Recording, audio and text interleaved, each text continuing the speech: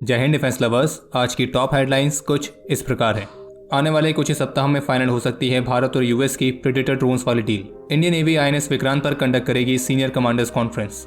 G20 विदेश मंत्रियों की मीटिंग की जॉइंट स्टेटमेंट नहीं आ पाई सामने। जम्मू कश्मीर में तैनात सीआरपीएफ को इक्विप्ड किया गया है बेहद ही एडवांस हाईटेक गैजेट्स और इक्विपमेंट के साथ, और अब चीन रशिया के क्षेत्रों पर भी कर रहा है अपना दावा।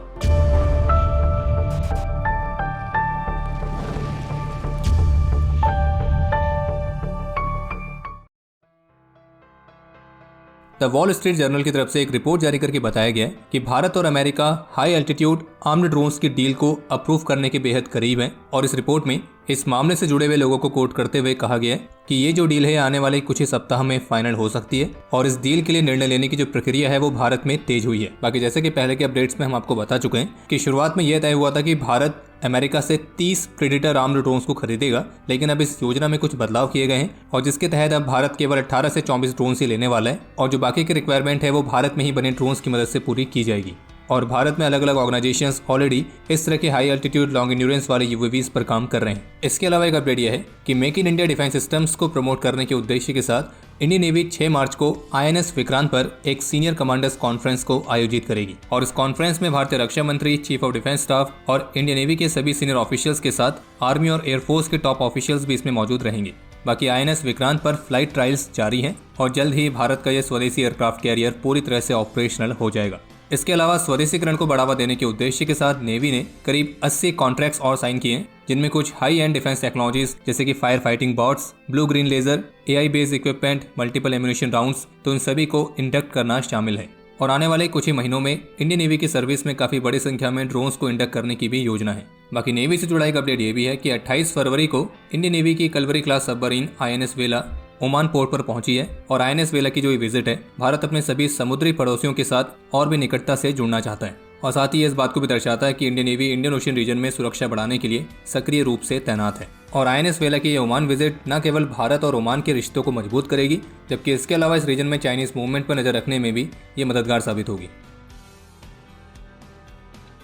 आज भारत द्वारा G20 फॉरेन मिनिस्टर्स की मीटिंग की मेजबानी की गई थी, तो इसलिए डिप्लोमेटिक लेवल पर आज का दिन भारत के लिए बेहद ही खास था। और इस मीटिंग के बाद प्रेस कॉन्फ्रेंस को संबोधित करते हुए भारतीय विदेश मंत्री डॉक्टर एस जयशंकर की तरफ से बताया गया है कि आज की मीटिंग में G20 कई महत्वपूर्ण मुद्दों पर आम सहमति पर पहुंची है, लेकिन कुछ मुद्दे ऐसे भी थे जिन पर सहमति नहीं बन पाई, और इसी के चलते आज की इस मीटिंग की कोई भी जॉइंट स्टेटमेंट जारी नहीं हुई है। और G20 फॉरेन मिनिस्टर्स की मीटिंग में सर्वसम्मति के लिए भारत नए सिरे से जोर दे रहा है। मीडिया रिपोर्ट्स के मुताबिक रशिया और चीन के गठबंधन और G7 के नेतृत्व वाले देशों के बीच एक तालमेल बनाने के लिए 28 फरवरी और 1 मार्च की देर रात तक चर्चा हुई है, लेकिन G20 की मीटिंग में जॉइंट स्टेटमेंट को आखिरी रूप देने के समय रशिया और चीन ने रशिया यूक्रेन कॉन्फ्लिक्ट से संबंधित 2 पैराग्राफों पर अपनी आपत्ति जताई थी, और चीन ने इस जॉइंट स्टेटमेंट के उस हिस्से पर आपत्ति जताई जिसमें रूस के हमले की कड़ी शब्दों में निंदा की गई थी। बाकी रिपोर्ट्स के मुताबिक भारत पश्चिमी देश और रशिया और चीन के गठबंधन के बीच जो एक भारी मतभेद है, उसके बावजूद भी इनके बीच कोऑर्डिनेशन बनाने की पूरी कोशिश कर रहा है, और भारत एक ऐसी जॉइंट स्टेटमेंट तैयार कर रहा है जो सभी देशों को स्वीकार हो। पर फिलहाल अभी जिस समय हम वीडियो रिकॉर्ड कर रहे हैं, तो आज की इस मीटिंग की जॉइंट स्टेटमेंट सामने अभी तक नहीं आई है। और जैसे कि आप सभी जानते हैं कि इस मीटिंग में यूएस, रशिया, चीन इन तीनों देशों के विदेश मंत्री मौजूद हैं, और यूएस का रशिया और चीन के साथ किस तरह का विवाद है वो तो आप सभी जानते ही हैं। तो ऐसे में आज की इस मीटिंग में इनके बीच एक टकराव देखने की संभावना तो पहले से बनी रही थी। तो इसी बीच जहां एक तरफ रशिया के विदेश मंत्री ने महत्वपूर्ण इश्यूज पर भारत के एक रिस्पॉन्सिबल स्टैंड की तारीफ करी, उन्होंने भारत और रशिया की रिलेशनशिप को एक प्रिविलेज स्ट्रेटेजिक पार्टनरशिप के तौर पर डिस्क्राइब किया, और साथ में ये भी कहा कि रिश्ते के विशेष चरित्र को दर्शाता है। हम प्रमुख वैश्विक एजेंडे पर भारत की जिम्मेदारी रुख की सराहना करते हैं। लेकिन इसी दौरान रशिया के विदेश मंत्री ने वेस्ट कंट्रीज पर आरोप लगाते हुए ये कहा कि वेस्ट कंट्रीज मौजूदा जियोपॉलिटिकल पिक्चर को डिवाइड करने का प्रयास कर रही हैं। और मीडिया रिपोर्ट्स के मुताबिक आज G20 मीटिंग्स के साइडलाइंस रशिया के विदेश मंत्री और उनके US counter part Antony Blinken के बीच बाइलेटरल मीटिंग भी कंडक्ट की गई है, जो कि रशिया यूक्रेन कॉन्फ्लिक्ट के शुरू होने के बाद से इस तरह की पहली मीटिंग है। और यूएस सेक्रेटरी ऑफ स्टेट की तरफ से उनके रशियन काउंटर पार्ट को ये कहा गया है कि जितना भी समय लगेगा यूएस यूक्रेन को सपोर्ट करना जारी रखेगा। और यूएस और रशिया के विदेश मंत्रियों की ये जो मीटिंग थी ये केवल 10 मिनट चली थी, और इस दौरान यूएस सेक्रेटरी ऑफ स्टेट ने रशिया से इस बात का भी आग्रह किया कि वे new START nuclear arms control treaty को फिर से ज्वाइन करें। और जबकि आज G20 के साइडलाइंस भारतीय विदेश मंत्री ने भी अपने चाइनीज काउंटर पार्ट के साथ भी एक बाइलेटरल मीटिंग कंडक्ट करी, जो कि 45 मिनट तक चली थी। और इस मीटिंग के दौरान भारत और चीन के बाइलेटरल रिलेशनशिप में जो एक एबनॉर्मेलिटी आ रखी है, तो उस चीज़ को डिस्कस किया गया है कि उसे कैसे ठीक किया जा सकता है। और इस दौरान भारतीय विदेश मंत्री ने अपने चाइनीज काउंटर पार्ट को ये भी कहा है कि हमारे संबंधों में वास्तविक समस्याएं हैं जिन पर ध्यान देने की आवश्यकता है। और जिस पर हमारे बीच बहुत खुले तौर पर और स्पष्ट रूप से चर्चा करने की जरूरत है। और बाकी आज दिल्ली में प्रेस कॉन्फ्रेंस को संबोधित करते हुए रशिया के विदेश मंत्री का यह भी कहना था कि यूनाइटेड नेशन सिक्योरिटी काउंसिल यानी कि यूएनएससी में नए सुधार लाने की काफी जरूरत है। और रशियन विदेश मंत्री का यह भी कहना था कि हम अलग थलग महसूस नहीं कर रहे, जबकि वेस्ट कंट्रीज अपने आप को खुद ही अलग थलग कर रही हैं। और अगर वेस्ट इतना ही लोकतांत्रिक है तो वे अंतर्राष्ट्रीय स्तर पर लोकतांत्रिक सिद्धांतों को लागू क्यों नहीं कर सकते। और रशियन विदेश मंत्री ने यह भी कहा कि जो वेस्ट कंट्रीज है उन्होंने G20 के अंतिम घोषणा पत्र में नॉर्थ स्ट्रीम विस्फोटों की जांच की आवश्यकता पर रूस के प्रस्ताव को शामिल करने से भी इनकार कर दिया था। और आज भारतीय विदेश मंत्री ने अपने यूएस काउंटर पार्ट के साथ भी G20 के साइडलाइंस बायलैटरल मीटिंग कंडक्ट करी थी। और इससे पहले कल बुधवार को बायलैटरल मीटिंग रशियन विदेश मंत्री के साथ भी ऑलरेडी कंडक्ट की जा चुकी है। जापान में आयोजित जॉइंट मिलिट्री एक्सरसाइज धर्मा गार्डियन के साइडलाइंस इंडियन एयरफोर्स ने भी जापानीज एयरफोर्स के साथ सिन्यू मैत्री बायलैटरल एक्सरसाइज में पार्टिसिपेट किया है। ये 2 दिवसीय एक्सरसाइज थी जो कि 1 और 2 मार्च को आयोजित की गई थी और इसमें इंडियन एयरफोर्स के C-17 ग्लोब मास्टर 3 एयरक्राफ्ट ने पार्टिसिपेट किया था। बाकी एक अपडेट यह है कि आज इंडियन एयरफोर्स की नंबर 28 स्क्वाड्रन फर्स्ट सुपरसोनिक्स के 60 वर्ष पूरे होने पर आज Indian air force chief air chief marshal VR Chaudhari और वेस्टर्न एयर कमांड हेडक्वार्टर के AOC in C air marshal PM Sinha ने एक लार्ज फोर्स इंगेजमेंट एक्सरसाइज में पार्टिसिपेट किया था। और इस एक्सरसाइज के दौरान 14 MiG-29 एयरक्राफ्ट के फॉर्मेशन ने उड़ान भरी थी। और जानकारी के लिए आपको बता दें कि मार्च 1963 में इस स्क्वाड्रन में MiG-21 के इंडक्शन के साथ इंडियन एयरफोर्स की इन्वेंट्री में सबसे पहला सुपरसोनिक एयरक्राफ्ट भी पहुंचा था।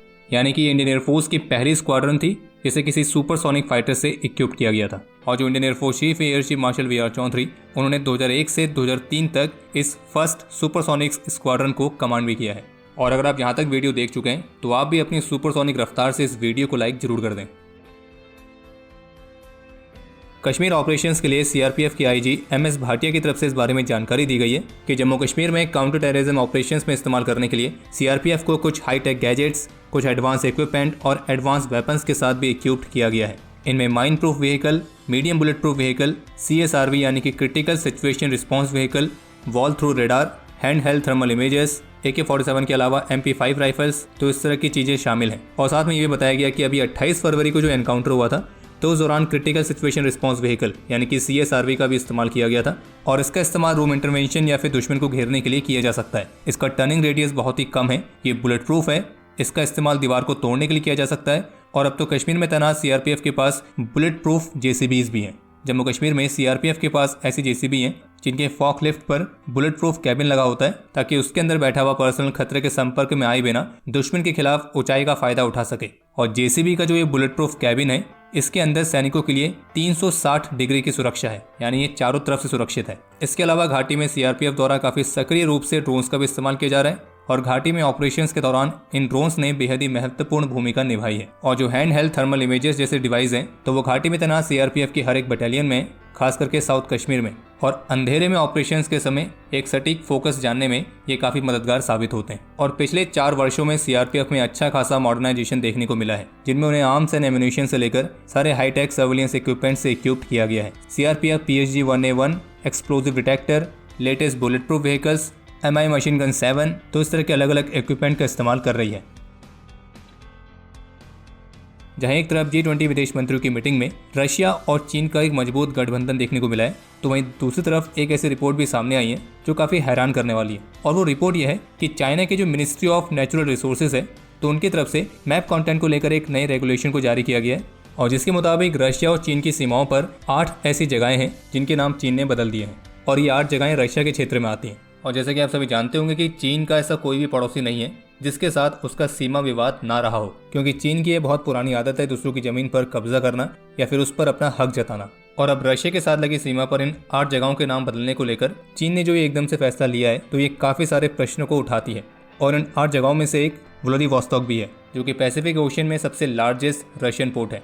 और चीन ने अपने नए मैप में इस व्लादिवोस्तोक का नया नाम हाइशिन वाई रखा है। और हम इस जगह की बात खास करके इसलिए भी कर रहे हैं क्योंकि आप सभी को ध्यान होगा कि ये व्लादिवोस्तोक वही जगह है जहाँ पे भारत एक मैरीटाइम कॉरिडोर भी बनाना चाहता है, जिसे कहते हैं चेन्नई व्लादिवोस्तोक मैरीटाइम कॉरिडोर। और ये एक ऐसा प्रस्तावित समुद्री मार्ग है जो कि भारत और रशिया के बायलैटरल ट्रेड को बढ़ाने में काफी महत्वपूर्ण भूमिका निभाएगा। और इसी प्रस्ताव के लिए सितंबर 2019 में भारतीय प्रधानमंत्री श्री नरेंद्र मोदी ने व्लादिवोस्तोक में एक मेमोरेंडम ऑफ इंटेंट को भी साइन किया था। और अब चीन द्वारा इस जगह का नामकरण किया जाना क्या इस बात को दर्शाता है कि चीन इस पर अपना दावा कर रहा है कि वो उसका एरिया है। अगर ऐसा है तो फिर तो आने वाले कुछ दिनों में इस पर काफ़ी बड़ी बड़ी न्यूज़ देखने को मिल सकती हैं। बाकी अब समय है आज के इतिहास का। आज के दिन 1989 में ऑपरेशन पवन के दौरान अपने अदम्य साहस और वीरता का परिचय देते हुए कर्नल विजय कुमार बख्शी वीरगति को प्राप्त हुए थे और इन्हें मरणोपरांत महावीर चक्र से सम्मानित किया गया। बाकी आपके लिए आज का प्रश्न यह है कि इस साल इंडियन मिलिट्री किन किन देशों के साथ जॉइंट एक्सरसाइज में हिस्सा ले चुकी है। समय है आज के टॉप 3 कमेंट्स का, जो ये रहे आपकी स्क्रीन पर।